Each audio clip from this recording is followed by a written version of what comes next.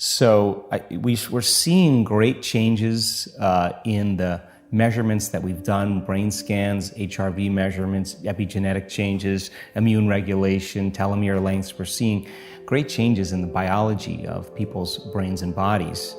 And the evidence shows us that it's actually possible to do it. And at the same time, we're seeing a lot of great testimony, people telling their stories of healing from leukemia or stage 4 cancer, tumors disappearing, or Parkinson's disease going into remission. We're seeing the evidence in testimony. And I think evidence is the loudest voice right now. When you start seeing this kind of global chaos that's going on, chaos to me is unpredictable order. There's a novelty in chaos because the newness of information that's being created takes us out of the familiar and out of the known. And that's a good sign because the side effect of that is the current systems begin to break down. And so, yes, there is this kind of disorderliness that's taking place globally, whether it's the environment, whether it's politics, whether it's economics, whether it's religion, education, journalism, the medical model. It's all kind of coming apart. And there has to be something new that has to replace it.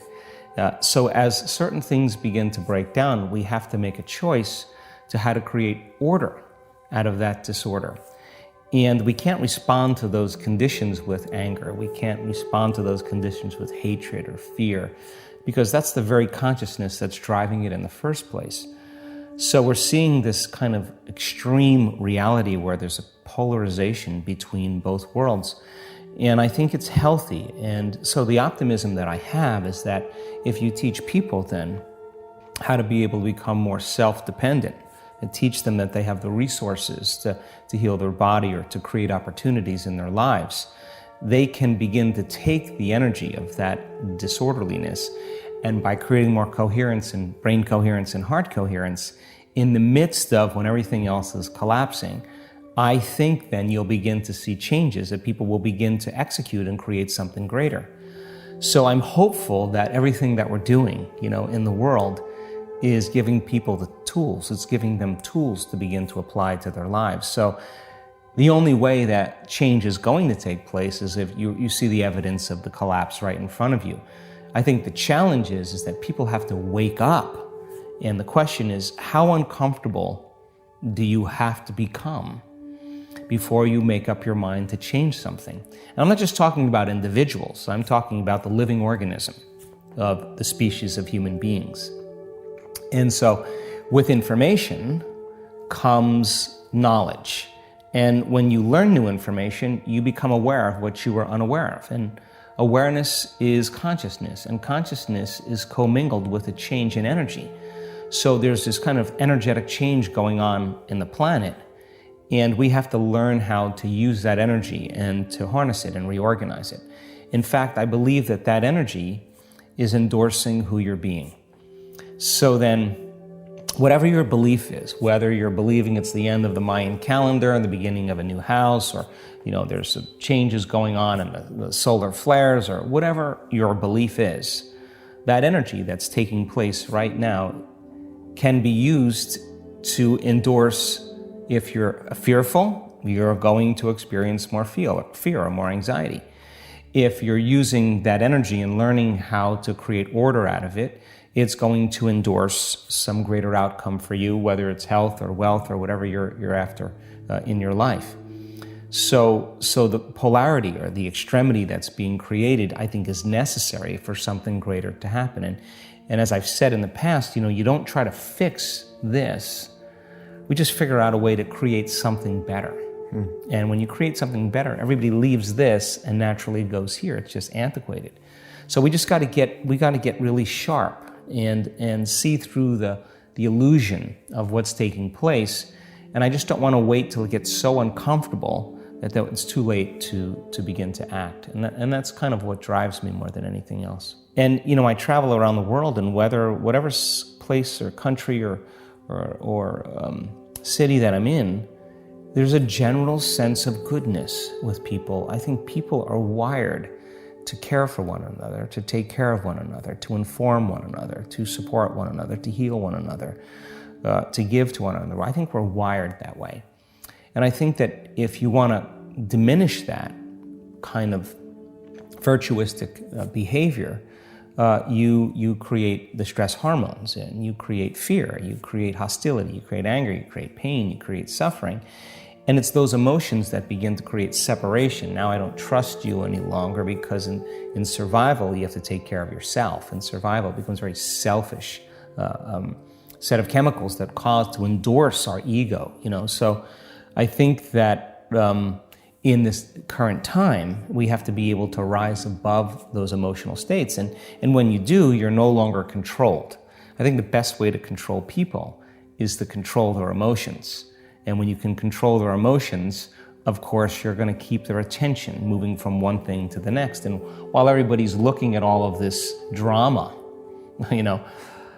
something else is going on over here. And I'm more interested in looking at that. And so I don't really look at journalism the same way. I don't look at the media the same way, because I don't necessarily believe that I'm getting the whole story. So people are angry about that. And I think the anger is good when it's seen as an energy of disturbance, but that should motivate us to act or to do something about it. And it's that whole analogy of the frog in the boiling water. You just get desensitized, you get more desensitized, you get more desensitized, and at what point do you start burning? At what point do you start realizing it's getting a little too hot? I just think we have to get to that point now. So by creating something for people to utilize, that you're not relying on so many things outside of you to bring you joy, or this kind of subconscious program of being a victim. You say, Brian, why are you so upset today? Well, I'm upset because of this person or this thing. What that really means is that some person or some condition in your environment is controlling the way you're feeling and the way you're thinking. Well, if something is outside of you is controlling the way you feel and the way you think, you're a victim to your environment. And so then there is this dramatic polarity that goes on. When things are going well, you're happy. When things aren't going well, you're sad. But when you learn how to self-regulate and create more coherence in your brain and heart, and that's what our message is, then you're no longer dependent on your outer world controlling your mood. In fact, you begin to realize how you think and feel begins to produce effects in your outer life. Now you start believing more you're the creator of your life and less of the victim of your life. Now that isn't something that you take one bite of and swallow and it's all over.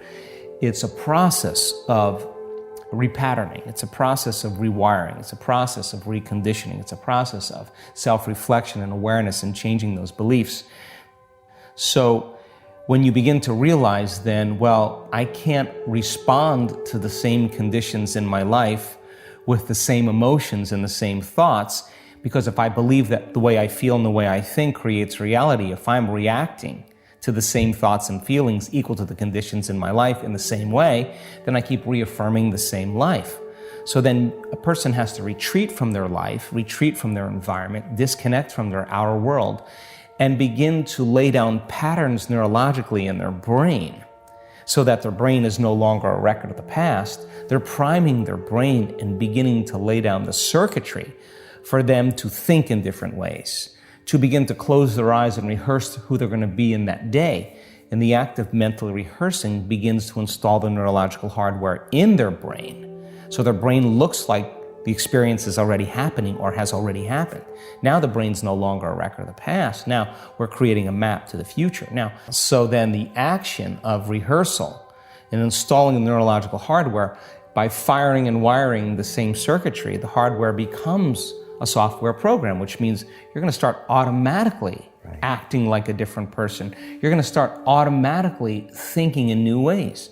And then to trade guilt or anxiety or aggression or hatred or anger, to say those are emotions of the past, and as long as I live by these emotions, those emotions are influencing my thoughts. If emotions are a record of the past, then I'm thinking in the past, so my past is going to be my future. So if I want to be wealthy, I can't bring lack.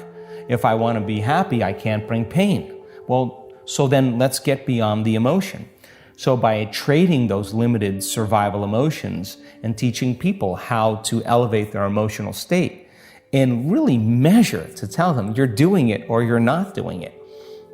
When you teach your body emotionally what that future is going to feel like, and you say, I'm not going to get up until I feel this feeling and I'm locked into that feeling.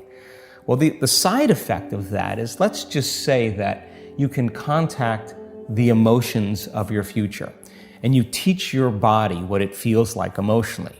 The joy, the gratitude, the appreciation, the love for life, the joy for existence, the inspiration.